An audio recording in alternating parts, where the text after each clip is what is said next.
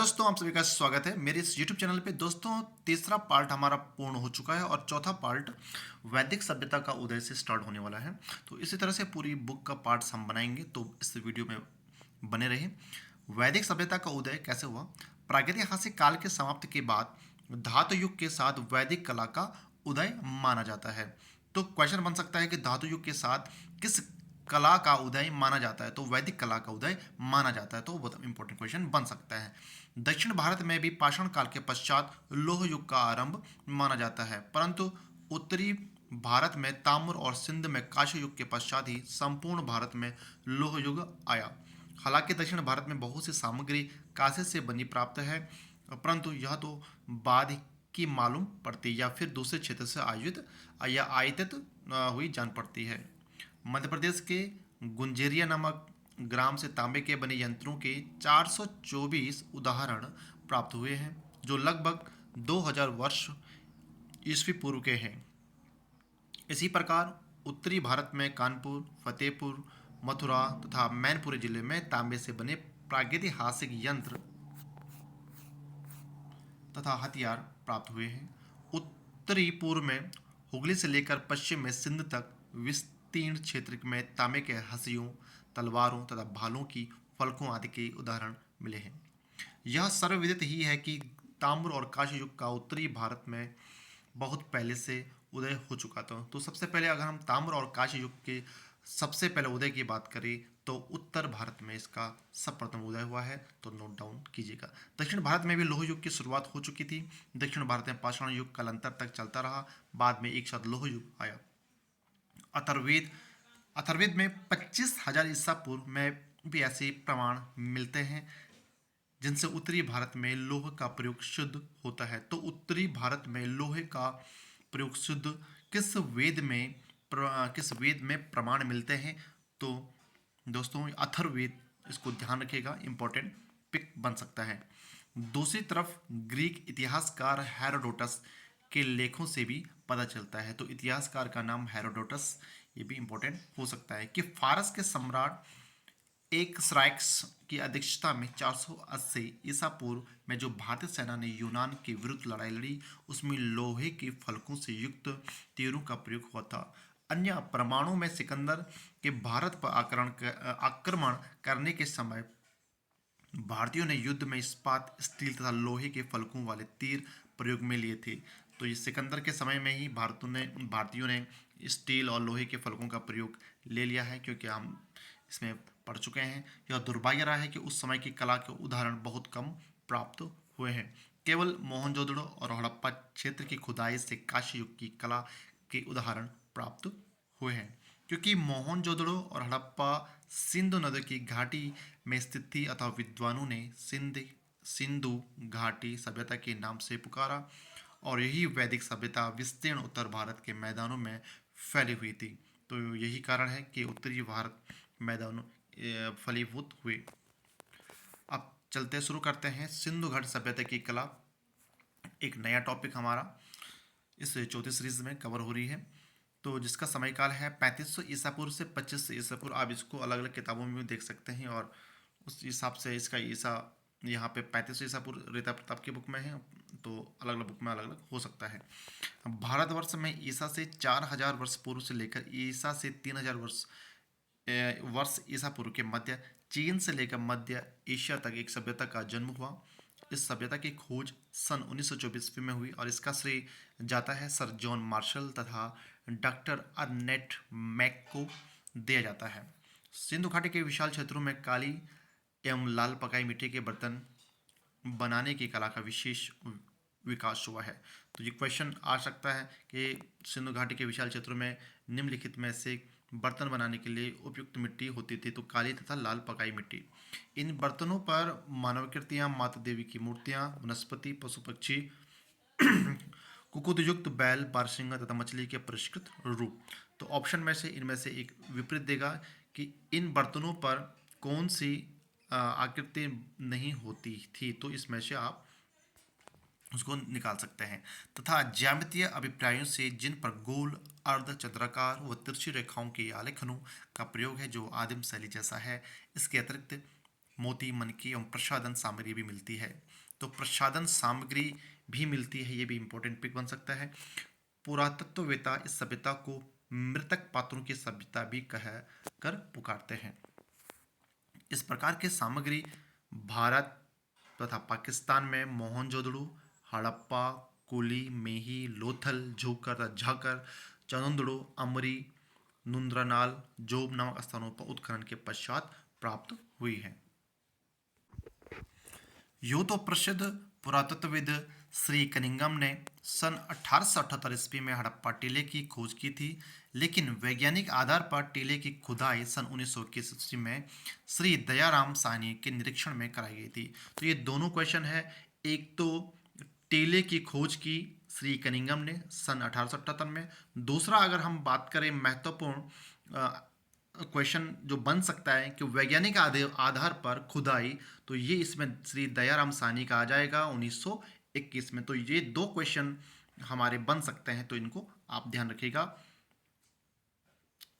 उसके बाद आगे बढ़ते हैं कि निरीक्षण में कराई गई और सन 1922 में स्वर्गीय आर.डी. बनर्जी की अध्यक्षता में उत्खनन कार्य आरंभ हुआ और लड़काना जिले में मोहनजोदड़ो मुर्दू का टीला जिन्हें कहा जाता है तथा लाहौर और मुल्तान के बीच हड़प्पा जैसे हरिपुरिया की खुदाई में एक विकसित सभ्यता के अवशेष प्राप्त हुए हैं।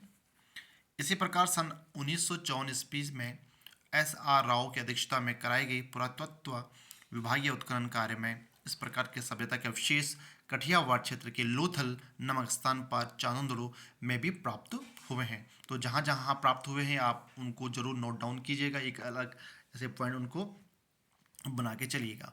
राजस्थान में पीलीबंगा तथा कालीबंगा की खुदाई में भी इसी प्रकार के प्राचीन सभ्यता के प्रमाण स्वरूप अनेक पात्र मिलते हैं। तो एग्जाम में पूछा जाता है या कई बार क्वेश्चन आते भी हैं कि राजस्थान संबंधित है पीलीबंगा या कालीबंगा या लोथल, इस प्रकार से। तो आपको इनका स्थान और वर्तमान में कहाँ स्थित थे, तो ये सब चीज़ें आपको मेमोराइज होनी चाहिए, क्योंकि इस सभ्यता का विकसित रूप सिंधु नदी के किनारे अनेक स्थलों की खुदाई में प्राप्त हुआ। इसी प्रकार इस सभ्यता को सिंधु घाटी सभ्यता के नाम से पुकारा जाता है। तो जो हम आगे जो डिस्कस करने वाले हैं इसमें 1 2 3 4 5 6 पॉइंट, ये सिंधु नदी घाटी के नज़दीक जो ये हैं, जो उनकी खुदाई में जो प्राप्त हुए हैं, तो उनका समय और इनके अंदर क्या क्या है वो हम पढ़ते हैं। पहला इसमें जो आता है कोयटा सभ्यता 3500 ईस्वी पूर्व से 1800 ईसा पूर्व। दूसरा है अमरी नुंद्रानाल सभ्यता 3000 ईसा पूर्व से 1800 ईसा पूर्व। तीसरा है जोब सभ्यता 4000 ईसा पूर्व से 2500 ईसा पूर्व।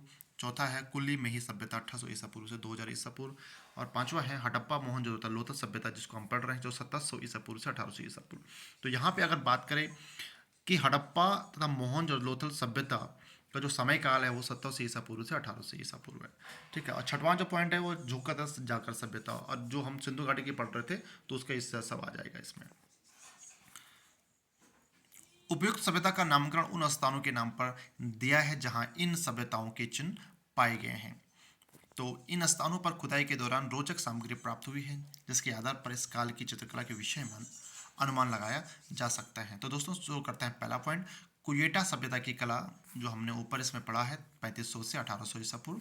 इसमें क्या कुछ खास निकल के क्या कुछ पॉइंट हमारे उभर के आते हैं, देखते हैं। सर आयुर्रेल स्टील को कुयेटा क्षेत्र में वज्रस्तान तथा उत्तरी बलूचिस्तान की खुदाई में कुछ पकाई मिट्टी के सर प्राप्त हुई थी। तो बलूचिस्तान तथा उत्तरी बलूचिस्तान में खुदाई में कुछ पकाई मिट्टी के सिर किसको प्राप्त हुए थे, तो ये सर आयुर्लेस्टीन को प्राप्त हुए थे। तो किस सभ्यता में हुए थे, तो कुवेटा सभ्यता में हुए थे। इस प्रकार से क्वेश्चन कहीं से भी बनाया जा सके, इसलिए कॉन्सेप्ट जितना अच्छा क्लियर हो तो उतना हमें आसानी हो जाती है और कन्फ्यूजन की स्थिति से हम बच सकते हैं। सन 1950 से 51 ईस्वी के मध्य अमेरिकी पुरातत्व विभाग के तथा पाकिस्तानी पुरातत्व विभाग के एक दल को प्राचीन सभ्यता से संबंधित पर्याप्त कला सामग्री प्राप्त हुई है। कोयटा क्षेत्र के 19 स्थलों पर खुदाई की गई, जिसके फलस्वरूप सभ्यता के अनेक चिन्ह प्राप्त हुए। कहा जाता है कि मिट्टी के बर्तनों की सभ्यता के ये सबसे पहले चिन्ह है। तो बहुत महत्वपूर्ण क्वेश्चन यहाँ पे आ गया है कि सिंधु घाटी सभ्यता में कौन से स्थल के मिट्टी के बर्तनों की सभ्यता के सबसे पहले चिन्ह प्राप्त होते हैं, तो वो है कोयटा सभ्यता के। किला गुल मोहम्मद में कोयटा सीवी के 400 गज पश्चिम में सिंधु सभ्यता से मिलती जुलती ग्रामीण सभ्यता के सबसे पहले चिन्ह प्राप्त हुए हैं। तो चलिए देखते हैं किवेक में क्या है कि खुदाई में कनीनुमा आकार के छोटे छोटे यंत्र, सेत खली के प्याले व खुरचने के औजार मिले। दूसरा है स्थान है दमास्ताद में बिना सिर की मिट्टी की मूर्तियाँ प्राप्त हुई। तो कहाँ प्राप्त हुई है बिना सिर की मिट्टी? तो ये दमास्ताद में प्राप्त हुई है और किसके अंदर है? कोयटा के अंदर का। साथ ही निचले तल में कच्ची ईंटों से बने कमरे के अवशेष मिले हैं। यहीं पर ऊपर के तल में जो मूर्तियाँ प्राप्त हुई हैं उनके सिरों पर कानों तथा बंदे चौड़े टायरा, श्रृंगार पट्टी जैसे आभूषण व माथे के ऊपर शंकु आकार के निकले हुए अलंकरण बनाए गए हैं। तो ये सारे दमस्ताद में मिले हैं। तो ये सारी विशेषता रही है, क्या कुछ मिला है, कहाँ मिला है, तो ये आपको नोट डाउन करके चलना है। दूसरा, अमरी नुंद्रनाल सभ्यता की कला 3000 ईसा पूर्व से 1800 ईसा पूर्व, जो अमरी पिंडी, लोहरी, गजशाह वही तथा शाहशन जगहों की खुदाई में अनेक आभूषणों के खंड आदि प्राप्त हुए हैं। तीसरा जो है जोब सभ्यता की कला 4000 ईसा पूर्व से 2500 ईसा पूर्व, बलूचिस्तान के उत्तर में जोब नदी की घाटी में होने के कारण इसका नाम भी जोब सभ्यता पड़ा। जो जिस नदी घाटी में जो हमें जो चीज़ें मिलती हैं उन्हीं के नाम पे ही पड़ जाता है। तो इस प्रकार से ये जोब सभ्यता होगी। जो जोब नदी की घाटी में अनेक पकाई मिट्टी की मूर्तियां प्राप्त हुई हैं, जिसमें प्रमुख रूप से कुबड़दार सांडों की मूर्तियां हैं जो संख्या में कम हैं और कुल्ली में प्राप्त सांडों की मूर्तियों के समान हैं। तो कुबड़दार सांडों की मूर्तियां प्राप्त हुई हैं। तो ये जोब सभ्यता से प्राप्त हुई है। तो ये बहुत इंपॉर्टेंट पॉइंट है और एग्जाम में पूछा भी गया है दोस्तों। कुल्ली से प्राप्त सांडों की मूर्तियों में मासलता ज़्यादा दिखाई देती हैं। तो ये भी आ सकता है कि कहाँ की कहाँ की मूर्तियों में, कहाँ के सांडों की मूर्तियों में मासलता ज़्यादा दिखाई देती है? तो ये कुल्ली के। और नेक्स्ट है पिरियानो गुंडाई के एक मूर्ति खंड में घोड़े का अग्रभाग प्राप्त हुआ है। तो घोड़े का अग्रभाग कहाँ प्राप्त हुआ है? पिरियानो में। यही पर एक सिर रहित सांड की मूर्ति भी मिलती है। तो सिर रहित सांड की मूर्ति पे कहाँ मिली है? तो ये पिरियानो गुंडाई। ठीक है। तो बहुत सारे यहाँ पे क्वेश्चन बन के भी आ रहे हैं इसी भाग से। इसके पैर बहुत छोटे हैं और शारीरिक बनावट स्वस्थ है। यह अग्रभाग से पूंछ तक 8 इंच लंबी है।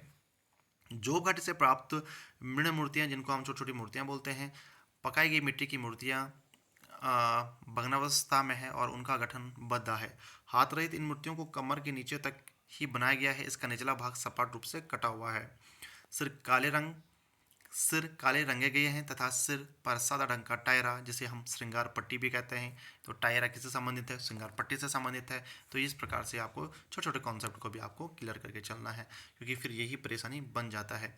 पिरियानो गुंडाई, काव्यदानी तथा युगल गुंडाई उपरोक्त प्रकार के उदाहरण मिलते हैं, जिनके माथे चिकने हैं, नाक उल्लू की चोंच जैसी, आंख की पुतलियों के स्थान पर गहरे छेद हैं, छाती की बनावट गोल है और स्तनों का अग्रभाग यथार्थ ढंग से निर्मित है। सिर पर पहना हुआ कपड़ा अत्यधिक भारी दिखाई देता है।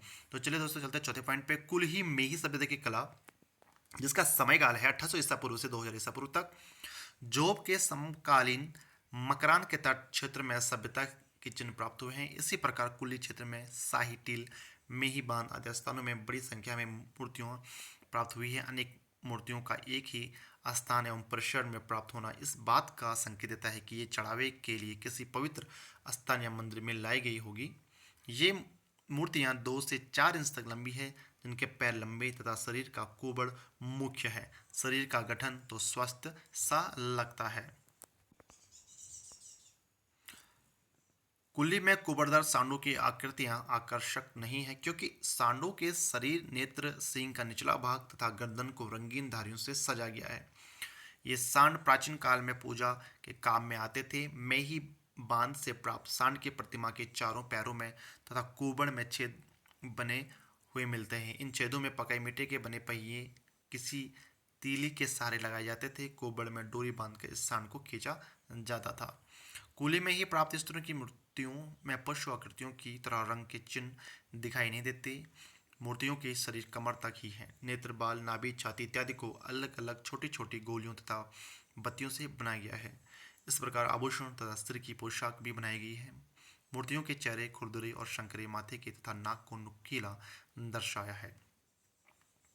नेत्रों के स्थान पर छोटी छोटी गोलियां अंदर फंसा कर बिठा दी गई हैं। छाती गोलियों द्वारा आभूषणों से ढकी हुई और हाथ घुमावदार बनाया है। तो अगली जो सभ्यता है पांचवी, जो महत्वपूर्ण सभ्यता है और ज़्यादा क्वेश्चन इसी सभ्यता से पूछा जाता है वो है हड़प्पा, मोहनजोदड़ो तथा लोथल सभ्यता की कला, जिसका समय काल दोस्तों 1700 ईसा पूर्व से 1700 ईसा पूर्व है। हड़प्पा की खुदाई में 3 सहस्त्र प्राचीन योजनाबद्ध नगर, अनाज भंडार, स्नानागार, मृण मूर्तियाँ तथा अन्य सामग्री प्राप्त हुई है। यहाँ पर चित्रकारी का अनुमान मिट्टी के बर्तन भांडों पर बने असंख्य अलंकरणों से लगाया जा सकता है। मोहनजोदड़ो सभ्यता की खुदाई में समाधियाँ, तालाब, स्नानागार तथा 2 मंजिला मकानों के अवशेष प्राप्त हुए हैं। साथ ही मिट्टी को पकाकर बनाए गए खिलौने एवं मोहरें भी प्राप्त हुई है, जिन पर उभार कर बनाई गई पशु आकृतियाँ एवं लिपि चिन्ह अंकित है। लोथल सभ्यता की बात करते हैं, क्या कुछ खास निकल के आता है। यह मोहनजोदड़ो के अंतर्गत ही आता है। पुरातत्व विभाग ने मोहनजोदड़ो से लगभग 600 मील दक्षिण पूर्व में सूरत के समीप लोथल नामक स्थान में सन 1935 ईस्वी में उत्खनन के पश्चात प्रागैतिहासिक अवशेष प्राप्त किए। तो लोथल में उत्खनन हुआ 1935 में, समय काल ध्यान रखिएगा।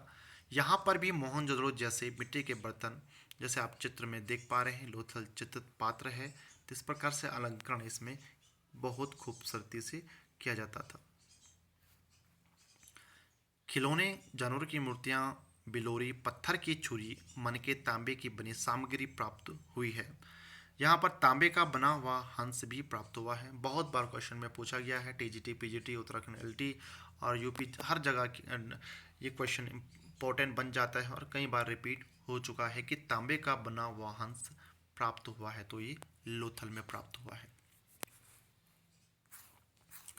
आगे बढ़ते हैं। आखेटिया जीवन को काले व गेरू रंग से उतारा है। तो आखेटिया रंग काले और गेरू यहाँ पे महत्वपूर्ण है। यहाँ उसने आकृतियों के रेखीय प्रभाव को उतारने के अविश्वसनीय दक्षता प्रदर्शित की है। संभवतः 2-3 रेखाओं में मानवाकृतियाँ का निर्माण किया गया है। कभी कभी चौखुटी धड़ से मनुष्य आकृतियाँ बनाई गई हैं, जिसमें कभी तिरछी और कभी पड़ी रेखाओं भर दी गई है। चित्रों में रेखा या सीमा रेखा की प्रधानता है, इस कारण इनको रेखा चित्र मानना संगत है। रूप की दृष्टि से रूप की सृष्टि के लिए मोटाई व छाप या हेतु लहरदार रेखाओं का यंत्र तंत्र प्रयोग किया गया है।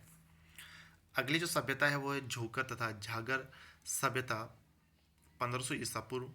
झोकर सभ्यता के अवशेष मोहनजोदड़ो से 80 मील दक्षिण में नवाब शाह जिले के अंतर्गत सिंध में चंदड़ो में प्राप्त हुए हैं।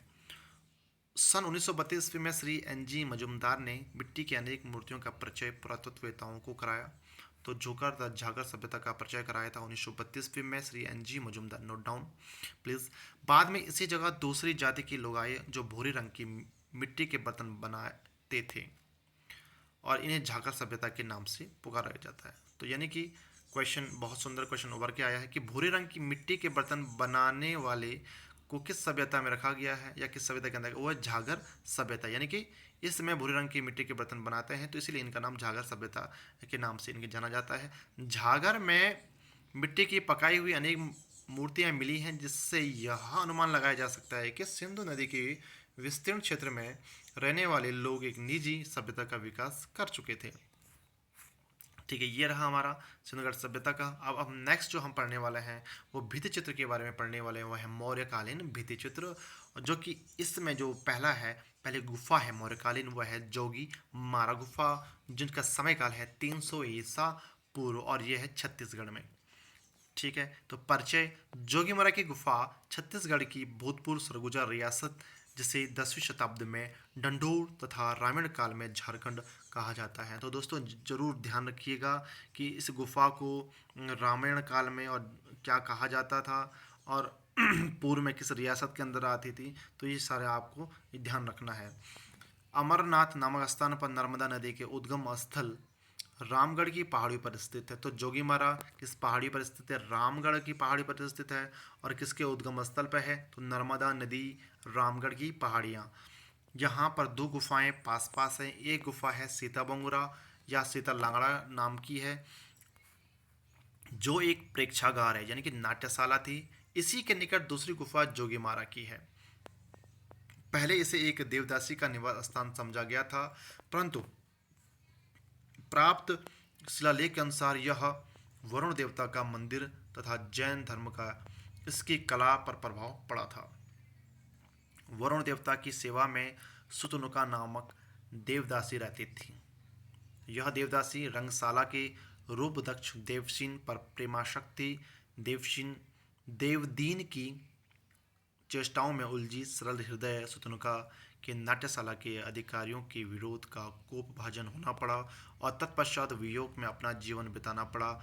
रूपदक्ष देवदीन ने इस प्रेम प्रसंग को सीता बोंगरा की भित्ति पर अभिलेख के रूप में सदैव के लिए अंकित कर दिया।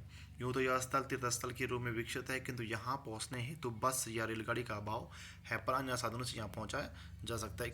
एक किंवदंती के अनुसार इन पहाड़ियों पर राम ने वनवास के कुछ वर्ष व्यतीत किए थे। तो ये किंवदंती है, तो कोई राम ने वनवास किया था शत्रुघ्न उसके, तो ये हाँ सारी स्टोरी इस गुफा से संबंधित है। इसीलिए यहाँ छोटे बड़े सैकड़ों मंदिर आज भी देखे जा सकते हैं। इन दोनों गुफाओं में भित्ति चित्रों के प्राचीनतम अवशेष देखे जा सकते हैं। दोस्तों इसी में है जोगीमारा की गुफा, जो 10 फीट लंबी, 6 फीट चौड़ी और 6 फीट ऊंची है, यानी कि 10 बाई 6 बाई 6 की गुफा है, जिसकी छत पर चित्रों के अवशेष देखे जा सकते हैं। तो प्रश्न पूछा जाता है कि भाई इसकी जो लंबाई चौड़ाई ऊंचाई क्या है, तो आपको ये नाप जो है 10 बाई 6 बाई 6 का आपको याद रखना है। चित्रों के संबंध में एक महत्वपूर्ण राय यह है कि असली चित्रों के ऊपर सफेद रंग पोत कर पुराने चित्रों को पुनः बनाने का अपरिपक्व एवं अकुशल हाथों से प्रयास किया गया है। ऊपर से लगाए गए रंग तथा रेखाएं अलग दिखाई पड़ती है। छत भी इतनी नीची है कि इसे आसानी से हाथ से स्पर्श किया जा सकता है। यही कारण है कि बहुत से चित्र नष्ट हो गए हैं। यह द्वितीय स्तर वाली चित्रकारी कब हुई कहा नहीं जा सकता। हाँ, पुराने चित्रों को हम मौर्य काल के अप्रतिम उदाहरण मान सकते हैं।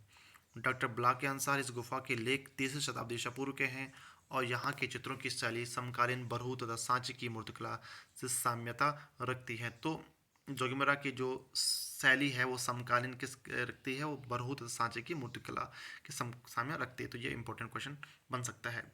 कुछ विद्वानों में इन गुफाओं एवं इसके विषयों को लेकर मतभेद है। डॉक्टर ब्लॉक ने इसे यूनानी बताया है, तो डॉक्टर रामकृष्ण ने इसे जैन धर्म से संबंध माना है, और श्री हसत कुमार हल्दार ने रायगढ़ के प्राचीन मंदिरों में रहने वाले देवदासियों के विषय में मिलते जुलते माना है। 1914 में असत कुमार हल्दार तथा क्षेमेंद्र नाथ गुप्त ने जोगीमारा गुफा के चित्रों का अध्ययन किया और इसके संबंध में विवरण प्रस्तुत किए। तो इसका जो अध्ययन किया किसने किया, असत कुमार हल्दार और क्षेमेंद्र नाथ गुप्त ने। कब किया ये आपको ध्यान रखना, 1914। ये बहुत 1914 ये इंपॉर्टेंट तारीख और ये इंपॉर्टेंट हमारे ये नाम हो जाते हैं जोगीमरा के अध्ययन करने के विषय में। और आपने इस गुफा में प्राप्त 7 चित्रों के खंडित अवशेषों का वर्णन इस प्रकार दिया। तो जोगीमरा में कितने चित्र बताए गए हैं, तो 7 चित्र हैं। जो खंडित अवशेषों का वर्णन इस प्रकार दिया गया है। प्रथम खंड की अगर हम बात करें, इस चित्र में कुछ पुरुष आकृतियां हैं, जिसमें केंद्र में एक पुरुष वृक्ष के नीचे बैठा है, बाईं ओर नर्तकियां संगीतज्ञ हैं, दूसरी ओर एक हाथी और जुलूस का दृश्य है। लहरदार पानी को व्यंजित करने वाली गहरी तथा अलंकारिक रेखाओं में नदी एवं मछली नुमा विशाल आकृति है, जो मगरमच्छ भी हो सकता है, जो संभवतः पौराणिक गजग्रह कथा का ही चित्रण हो। तो साथ में से दूसरा खंड आ जाता है कि एक पतझड़ हुए वृक्ष के नीचे 3-4 आकृतियां विश्राम कर रही हैं। वृक्ष के टहनियों पर कुछ ही पत्तियां बची हैं, जो लाल रंग से अंकित है। एक मोटा तथा सपाट तना प्रतीकात्मक रूप से चित्रित है। तीसरे खंड में चित्रों में सफेद पृष्ठभूमि पर काले रेखाओं द्वारा एक बाग का दृश्य अंकित है। लाल रंग की कुमुदनी यानी लिली के पुष्प पर युगल स्त्री पुरुष नृत्य करते दिखाए, जो लाल रंग में चित्रित है। चौथा खंड, इस चित्र में छोटे छोटे बौने व्यक्ति अंकित हैं। एक व्यक्ति के सिर पर चोंच बनाई गई है। बोनों का अंकन भारतीय चित्र या मूर्तियों में अपना पृथक महत्व रखता है। प्राचीन साहित्य के अनुसार इस प्रकार के बौने व्यक्ति राज परिवारों में हास्य विलास के लिए नियुक्त किए जाते थे। पंचम खंड, इस दृश्य में नृत्य में मग्न एक स्त्री से मौत नृत्य की है। उसके चारों ओर गायन वादन में रथ कुछ अन्य मानवकृतियां पालथी मारे बैठे हैं। पालथी मारे एक नंगा व्यक्ति, साथ में कपड़े पहने 3 व्यक्ति खड़े हैं, बगल में 3 व्यक्ति बैठे हैं। इस दल के पास 3 घोड़ों से खींची जाने वाली छत्रधारी गाड़ी, एक हाथी और महावत है। फिर इसी प्रकार पुरुष चित्रित हैं। एक घर जिसमें चैत्य खिड़की और हाथी है। तो छठवां खंड जो इसका है इस चित्र में प्राचीन ढंग के रथों जैसी चैत्यों का अंकन दिखाई पड़ता है। सातवां खंड और अंतिम खंड। कुछ लेखकों ने सातवें खंड के चित्रों को दो भागों में बांटा है। इस प्रकार उन्होंने यहाँ 8 चित्रों का वर्णन किया है।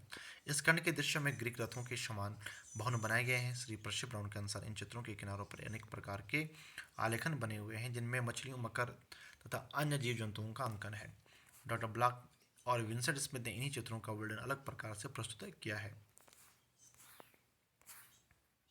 तो अगर हम बात करें जोगीमारा चित्रों की विशेषताओं के बारे में, तो पहले जो विशेषता आ जाती है, जो जोगीमारा गुफाओं की चित्रकारी अजंता की गुफा परंपरा की महत्वपूर्ण शुरुआत है। यानी कि अजंता की गुफा में चित्रकारी से पहले जोगीमारा की गुफाओं में चित्र हुआ है, क्योंकि सबसे पुरानी गुफा जोगीमारा ही है। यहाँ के चित्र अजंता की आरंभिक गुफाओं के समान सुंदर है। इन चित्रों में बोनों जैसे आकृतियां सांची एवं बरहू से मिलती जुलती है। इस प्रकार विंसेंट स्मिथ ने इसे प्रथम शताब्दी ईसा पूर्व के पहले का माना है। तो विंसेंट स्मिथ के द्वारा जोगीमारा की गुफाओं का जो समयकाल कब से माना गया है, तो ध्यान रखिएगा, यह है प्रथम शताब्दी ईसा पूर्व। इंपॉर्टेंट पिक हो सकता है। अगला टॉपिक हमारे पास साहित्य में चित्रकला, तो महाभारत। और आगे हम जो टॉपिक पढ़ेंगे, जैसे महाभारत हो गया 600 से 500 ईसा पूर्व। इस समय साहित्य में जो साहित्य है उसमें चित्रकला की क्या बातें हुई, क्या प्रसंग आया, उसके बाद रामायण का। तो इस प्रकार से ये टॉपिक हमारा जो होने वाला है वो साहित्य में चित्रकला है। और सबसे पहले चित्रकला शब्द और इसकी विशेषता, इसके क्या प्रसंग थे, इस प्रकार से ये जो चित्रकला का विकास है इसको हम महाभारत से ही इसमें ये चीज़ें हमें प्राप्त होती थी, जो कि महाभारत 600 ईसा पूर्व से 500 ईसा पूर्व में है। और यह भारतीय साहित्य की उन्नत परंपरा का प्रतिनिधि ग्रंथ माना जाता है। इस समय तक चित्र, वस्तु एवं स्थापत्य कला के इन विभिन्न अंगों का अनेक उपांगों में पूर्ण विकास हो चुका था। महाभारत में रूप भेदों की विभिन्नता का प्रकाश डाला गया है, जो 19 प्रकार के हैं। महाभारत 3/293 और /13 में सत्यवान के संबंध में बताया गया है कि उसे बचपन में घोड़ों का शौक था और वन में माता पिता के साथ रहते हुए मिट्टी के घोड़े बनाता था। भित्ति पर भी घोड़े के चित्र अंकित करता था। इसी कारण बचपन में उसका नाम चित्रांश पड़ गया था। महाभारत में उषा अनिरुद्ध की एक सुंदर प्रेम कथा के प्रसंग में चित्रकला का उल्लेख आया है। राजकुमारी उषा ने स्वप्न में एक सुंदर युवक को अपने साथ वाटिका में विहार करते देखा और उससे प्रेम करने लगी। प्राप्त जाकर राजकुमारी उषा युवराज की स्मृति में दुखी होकर एकांत में चली गई। जब उसकी परिचारिका यानी कि चित्रलेखा को इस घटने के बारे में पता चला, तो उसने समस्त महापुरुषों, देवताओं तथा उस समय के सभी युवराजों के 6 चित्र स्मृति के आधार पर बनाकर उषा के सम्मुख पेश किए। उषा ने स्वप्न में देखे राजकुमार का चित्र पहचान लिया, जो कृष्ण के प्रपौत्र अनिरुद्ध का था। व्यक्ति चित्र को देखकर राजकुमारी प्रसन्न हो गई। इस प्रकार अन्य कथाएं भी प्रचलित हैं जिनमें स्मृति से व्यक्ति चित्र बनाने की चर्चा आई। तो स्मृति से व्यक्ति चित्र बनाने की जो चर्चा है वो महाभारत से ही है। तो ये भी इम्पोर्टेंट पॉइंट हमारे लिए है। एक प्रसंग में महाभारत सभा पर्व अध्याय 3 तथा 47 युधिष्ठिर की सभा का बड़ा रोचक वर्णन मिलता है। सभागृह के संबंध में लिखा है कि सभा भवन की दीवार में जहाँ दरवाजा दिखाई देता था वहाँ वह वस्तु तो दरवाजा नहीं रहता था, यानी कि भ्रम की स्थिति वहाँ पे बनी रहती थी। जहाँ नहीं दिखाई देता वहीं पर दरवाजा बना होता था। इल्यूजन मतलब ऐसे स्थान पर दुर्योधन को भी भ्रम हो गया और उससे वह धोखे में आ गया। एक अन्य जगह दीवार पर एक ऐसा चित्र बनाया गया जिसमें एक सच्चा दरवाजा खुला दिखाई पड़ता, परंतु जब कोई उसमें प्रवेश करता उसका सिर दीवार से टकरा जाता था। तो एक जगह स्फटिक भूमि बनाकर उसमें ऐसी कला दर्शाई गई कि वहाँ पानी का आभास होता था और अन्य जगह पर स्फटिक के एक हौज में पानी भरा हुआ था। उसमें स्फटिक का प्रतिबिंब पड़ने के कारण ऐसा प्रतीत होता था कि वहाँ पानी बिल्कुल नहीं है। इस सभागृह को बनाने वाले कारीगर फारस देश के अर्थात असुर थे। उपयुक्त वर्णनों से हमें पता चलता है कि उस समय चित्रकला के साथ साथ स्थापत्य का भी बोलबाला था। चलिए दोस्तों, रामायण काल में देखते हैं क्या कुछ खास चित्रकला के विषय में आता है। 600 ईसा पूर्व से 500 ईसा पूर्व का जो इतिहास है वो रामायण का है। रामायण के समय का समाज कला के प्रति बड़ा निष्ठावान था। इस काल में चित्र, वास्तु एवं स्थापत्य कलाओं का पूर्ण विकास हो चुका था। बालकांड के छठे सर्ग में महामुनि ने अयोध्यावासियों का जो परिचय दिया उसको देखकर विदित होता है कि वे लोग कलाविद और सौंदर्य प्रेमी थे। सौंदर्य प्रसाधनों के संबंध में स्थान स्थान पर महामुनि ने जो केश सज्जा, अंग राग, चित्र विचित्र वस्तुओं का व्यवहार, स्त्रियों के कपोलों पर पत्रावली का अंकन, राजप्रसादों, ग्रंथों तथा रथों तथा पशुओं की सज्जा, नगरों एवं उद्यानों की कला, पूर्ण रचना और उत्सवों की विशद चर्चाएं हुई। उपयुक्त बातों से स्पष्ट होता है कि तत्कालीन समाज की कला तथा सौंदर्य के प्रति हार्दिक अभिरुचि थी। रामायण में कला के अर्थ में शिल्प शब्द का प्रयोग हुआ। तो शिल्प शब्द का प्रयोग किस काल में हुआ? रामायण में हुआ। तो महत्वपूर्ण पॉइंट है, तो इम्पोर्टेंट पिक हम बन सकते हैं कि शिल्प शब्द का प्रयोग सर्वप्रथम हुआ। तो ऑप्शन होंगे महाभारत, रामायण। इस प्रकार से आपको रामायण को टिक करना है, जिसके अंतर्गत गीत, नृत्य, वाद्य, चित्रकर्म आदि सभी ललित कलाओं का अंतर्भाव किया गया था। तो इसके अंदर सभी ललित कलाएं थी। कहा जाता है कि कला के प्रति उत्कृष्ट अभिरुचि के कारण राम भी अछूते न रह सके थे। कला के प्रति समाज में जो उच्च आस्था थी, राजा की दृष्टि से भी उसका उतना ही महत्व था। इसका पता हमें उस प्रसंग को देखकर चलता है जहां महामुनि ने राम को संगीत, वाद्य तथा चित्रकारी आदि मनोरंजन के साधनों का ज्ञाता बताया है। एक अन्य करामिक प्रसंग जिसमें राम ने अपनी सहधर्मिणी सीता की स्वर्ण प्रतिमा का निर्माण कराया। तो दोस्तों ये जो क्वेश्चन अभी इसमें बनेगा इस पैरा में, बहुत इंपॉर्टेंट है और ये एग्जाम में टीजीटी, पीजीटी और नेट एनीवेज हर प्रकार के एग्जाम में कई बार पूछा गया है। तो जिसमें राम ने अपने सहधर्मिणी सीता के सुवर्ण सोने की प्रतिमा बनाई थी, का निर्माण कराया था। दोस्तों निर्माण करना और निर्माण कराना अलग अलग चीज़ है। तो निर्माण कराया था, ठीक है। जो तत्कालीन शिल्प विधान का श्रेष्ठ एवं प्रसंग जो मय नामक शिल्पी था की अद्भुत देन थी। तो किसने बनाया था इसे? इसे बनाया था कौन शिल्पी था? मय नामक शिल्पी। तो ये एक नाम है, मय नामक शिल्पी ने बनाया था। अब बनवाया था राम ने, ठीक है दोस्तों। दोस्तों आगे चलते हैं। रामायण में दीवारों, कक्षों, रथों तथा राजभवनों पर चित्रांकित करने के संबंध में प्रचुर उल्लेख मिलते हैं। रावण का पुष्पक विमान चांदी तथा मूंगे के पक्षियों, भांति भांति के रत्न, सर्पों, रत्नों, हेम पक्षियों से विभूषित था। इस प्रकार दृष्टि और मन को सुख देने वाले और आश्चर्यचकित कर देने वाले नाना प्रकार के दृश्य अंकित थे और अगल बगल में उसकी शोभा बढ़ाने वाले बेल बुट्टों के चित्र अंकित थे। इसी प्रकार रामायण के सुंदरकांड और लंका कांड में चित्रकला के संबंध में भी लिखा है। रावण की लंका में सीता की खोज करते समय हनुमान को एक चित्रशाला और चित्रों से सुसज्जित कई क्रीड़ागृह देखने को मिले थे। रामायण में उल्लेखित चित्रशाला गृहिणी से भी प्रतीत होता है कि उस समय अनेक प्रकार की चित्रशालाएं थी और रावण की चित्रशाला अपने युग की विख्यात चित्रशालाओं में थी। ये चित्रशालाएं व्यक्तिगत, सामाजिक और राजकीय आदि अनेक प्रकार की थी। बाली और रावण का शव ले जाने के लिए जो पालिकियां बनवाई गई थी, उनमें चित्र सज्जा का अद्भुत वर्णन है।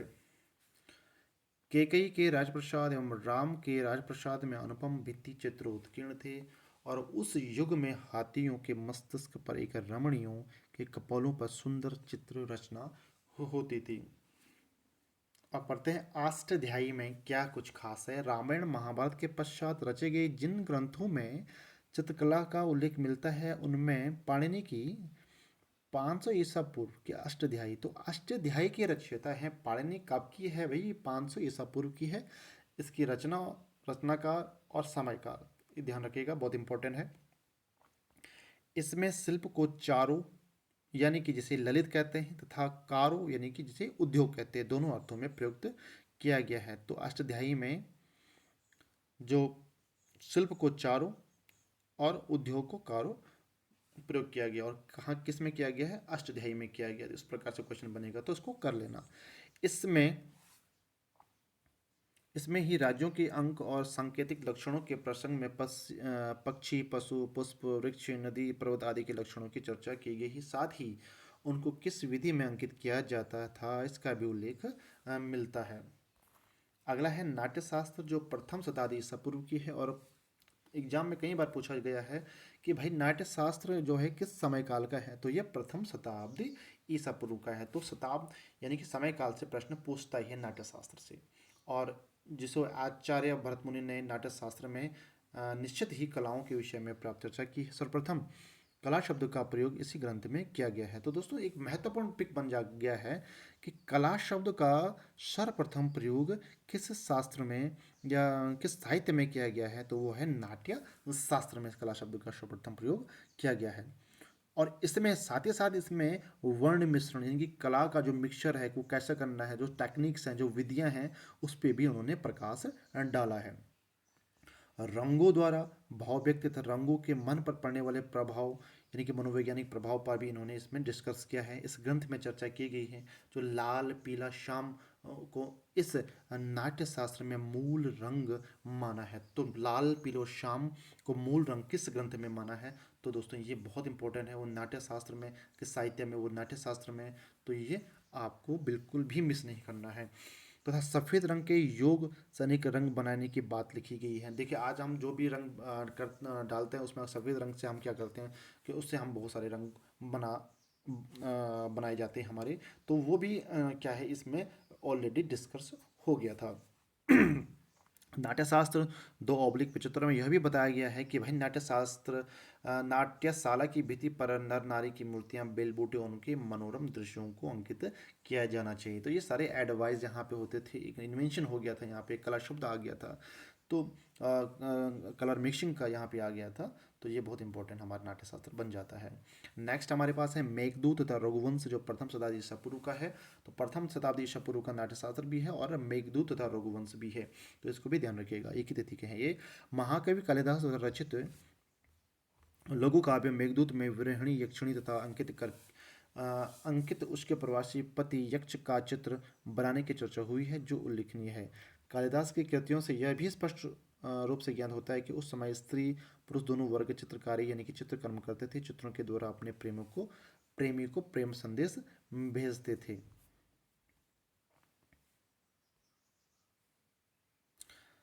एक रीति प्रचलित थी, वियोग की व्यथा कम करने के लिए नायक नायिका एक दूसरे का चित्र बनाकर मन बहलाया करते थे। यही नहीं, चित्र को देखकर विवाह निश्चित किए जाते थे। देवी देवताओं के चित्र बनाकर उनकी पूजा भी करने का प्रचलन था। मंगल कामना की दृष्टि से नगरवासियों के घरों और राजाओं के महलों में चित्र सज्जित रहा करते थे। कालिदास के रघुवंश महाकाव्य में बताया गया है कि जो ललित कला शब्द का भी उल्लेख हुआ है। रघुवंश के 16वें सर्ग में विध्वस्त अयोध्या नगरी का वर्णन करते हुए लिखा है कि वहाँ के प्रसादों की भित्तियों पर नाना भांति के पदवनों के मध्य क्रीड़ा करते हाथियों को चित्रित किया गया था। क्रीड़ारत हाथियों में उनके हथनियाँ कमल का डंठल देती हुई चित्रित की गई थी। चित्र इतने सजीव थे कि काल रूपी सिंहों ने इनको असली हाथी समझकर अपने नाखूनों से उनका गट स्थल विदीर्ण कर दिया था। मतलब इतनी रियलिटी थी वहाँ पे कि कंफ्यूजन हो गया यहाँ पे बेचारे शेर को भी। कोश में जो दूसरा ग्रंथ हमारा जो साहित्य है वो कोश, प्राचीन कोश ग्रंथों में भी चित्रकला संबंधित सामग्री मिलती है। केशव स्वामी की नारण्य वंशक्षेप में चित्रकार ने तुलिका यानी कुच्ची को वर्तिका कहा है। तो कुच्ची को वर्तिका किस ग्रंथ में को कोश ग्रंथ में कहा गया है। इसी प्रकार मेदिनी कोश के रचयिता ने चित्रकार को वर्णात कहा है, यानी कि वर्णाट किस मेदिनी कोश के रचयिता ने कहा है, किसको कहा है, चित्रकार को क्या कहा है, वर्णाट कहा है। तो जिसका मतलब है अनेक रंगों के विश्लेषण में निपुण होना, दैट इज कॉल्ड वर्णाट। कादम्बरी 700 ईसा में है। असामान्य गद्यकार कवि व इतिहासकार बाण भट्ट की संस्कृत भाषा में लिखी कृति कादम्बरी है, जिसमें 5 शुद्ध वर्णों का उल्लेख हुआ है। जो 5 कलर इसमें बताए गए हैं कादम्बरी में बाण भट्ट के द्वारा, वो 5 कलर हैं नील, पीत, लोहित, धवल, शुक्ल और हरित कृष्ण जिसे बोलते हैं। साथ ही वर्ण चित्रों, भाव चित्रों और रेखा चित्रों की प्रशंसा की गई है। राजप्रसादों तथा राजभवनों आदि में सुरक्षित चित्रशालाओं और चित्रशाला के संबंध की अनेक अनूठी बातों की सूचनाएं देखने को मिलती है। हर्षचरित में बाणभट्ट द्वारा लिखित ऐतिहासिक गद्य काव्य हर्षचरित के अध्ययन से यह विदित होता है कि उस समय जो वस्तुएं राजा को भेंट में दी जाती थी उनमें चित्रण संबंधित सामग्री एवं चित्र भी होते थे। हर्षचरित्र के एक प्रसंग में यह भी वर्णित है कि कुछ लोग परलोक के काल्पनिक चित्र दिखाकर पैसा कमाते थे। 10 कुमार चरित 700 ईसा पूर्व में है, सॉरी 700 ईस्वी में लिखा गया है। 10 कुमार चरित दक्षिणात्य आचार्य दंडी भी बाणभट्ट की भांति प्रौढ़ लेखक और काव्य शास्त्र के क्षेत्र में एकमात्र विद्वान माना जाता था। दक्षिण भारत की रजवाड़ों में यह नियम था कि अन्य विषयों की भांति राजकुमार के लिए चित्रकला की शिक्षा प्राप्त करना भी आवश्यक है। 10 कुमार चरित्र में ऐसा उल्लेख देखने को मिलता है कि कुमार उपहार वर्मा ने अपना चित्र स्वयं बनाया था। अगला जो ग्रंथ है वह है तिलक मंजरी, 10वीं शताब्दी का है और धनपाल द्वारा लिखित गद्य कृति तिलक मंजरी में चित्रकला संबंधी 3 परिभाषिक शब्दों का उल्लेख है, जिसमें पहला हम पढ़ रहे हैं निपुण चित्रकार अर्थात चित्रकर्म में अत्यंत निष्णात मास्टर पेंटर मालविकाग्निमित्र में यह चित्राचार्य के अर्थ में प्रयुक्त हुआ है। दूसरा पॉइंट है चित्रपट अर्थात किसी संपूर्ण कथा को चित्रों में अंकित करना, जिसको उत्तर रामचरित में वीथिका कहा गया है। तीसरा है प्रतिबिंब अर्थात विद्व चित्र, जिसे फारसी में सभी कहते हैं। प्रतिबिंब चित्रों का अपर नाम प्रकृति चित्र, सदृश चित्र या प्रतिछंदक चित्र भी कहा गया है। अग्नि पुराण 200 से 400 ईसा के बीच है और इसमें यह महापुराणों में एक प्रौढ़ रचना है जिसका सांस्कृतिक, साहित्यिक, शिल्प और कला आदि अनेक विषयों की दृष्टि से बड़ा महत्व माना गया है। साथ ही इस पुराण का शिल्प कला विवेचन अधिक वैज्ञानिक और खोजपूर्ण भी है। इससे इसके 42, 46, 49, 55, 60, 62, 104 और 106 इन 16 अध्यायों में शिल्प के अनुभागों की विस्तार से विवेचना की गई है। ग्रंथ के 13 अध्यायों में केवल मूर्तिकला पर प्रकाश वर्णित है। तो यह अग्नि पुराण की विशेषता होगी। नेक्स्ट है हरिवंश पुराण 400 ईसा का है कि प्रसंग में यह बताया गया है कि बाणासुर की पुत्री उषा को उदास देकर उसकी शक चित्रलेखा ने संसार भर के तत्कालीन प्रसिद्ध व्यक्तियों के चित्र उकेर कर उसके सामने प्रस्तुत किए थे, जिसको देखकर उसने अपना प्रथम पहचान लिया था। मत्स्य पुराण में चित्रकला के विषय में क्या खास है? 500 ईस्वी का है मत्स्य पुराण और इसमें 8 अध्यायों में शिल्प तथा कला की चर्चा की गई है। कितने अध्याय हैं मत्स्य पुराण में? तो 8 अध्याय हैं, इसको ध्यान रखिएगा। सभी में क्या क्या है कुछ ये सारे पॉइंट आपको हाईलाइट करके चलना है। स्कंद पुराण 800 ईसा का है और इसके माहेश्वर और वैष्णव नामक खंडों में शिल्प और कला के संबंध में उपयोगी बातें की गई है। इस पुराण के नागर खंड से ज्ञात होता है कि राजकुमारी रत्नावती जब विवाह योग्य होगी तो उसके पिता अनंतराज ने सुयोग्य वर की तलाश के लिए दूर दूर देशों में अपने चित्रकारों को भेजा था। प्रत्येक सुयोग्य राजकुमार का चित्र खींचकर उसके राज्य में उपस्थित करे। इस प्रकार चित्रकारों के द्वारा लाए गए चित्रों को देखकर राजकुमारी ने अपने लिए वर का चुनाव कर लिया था। पद्म पुराण 1200 से 1500 ईसा पूर्व का है और इसमें कहा गया है कि केरल राज्य के मंत्री की सुपुत्री ने तीर्थ यात्रा की चित्र पुस्तिका राजकुमारी हेमा गौरांगी को दिखाई थी। इस तीर्थ पुस्तिका को देखकर राजकुमारी ने निश्चय किया था कि उसमें निर्दिष्ट तीर्थों का वह अवश्य भ्रमण करेगी। इसी पुराण के सृष्टि खंड में कहा गया कि भगवान शंकर के क्रीड़ागृह की भीत पर पालतू मयूरों और राजहंसों के भव्य चित्र उकेरे हुए थे। तो दोस्तों आज के लिए इस सीरीज़ में इतना ही और अगली जो सीरीज़ हमारी बनेगी वो चित्रकला के 6 अंक से लेकर आगे बढ़ेगी। और आपके मैसेज और कमेंट में पढ़ रहा हूँ कि कोई कह रहा है कि राजस्थानी किस में बता दी जाए, तो सारे हमारे जितने भी चित्रकला में टॉपिक्स हैं वो सारे के सारे कवर होंगे, लेकिन सीरीज़ के क्रमबद्ध तरीके से बढ़ेंगे। तो दोस्तों आज के लिए इतना ही, फिर मिलेंगे नेक्स्ट सीरीज़ में।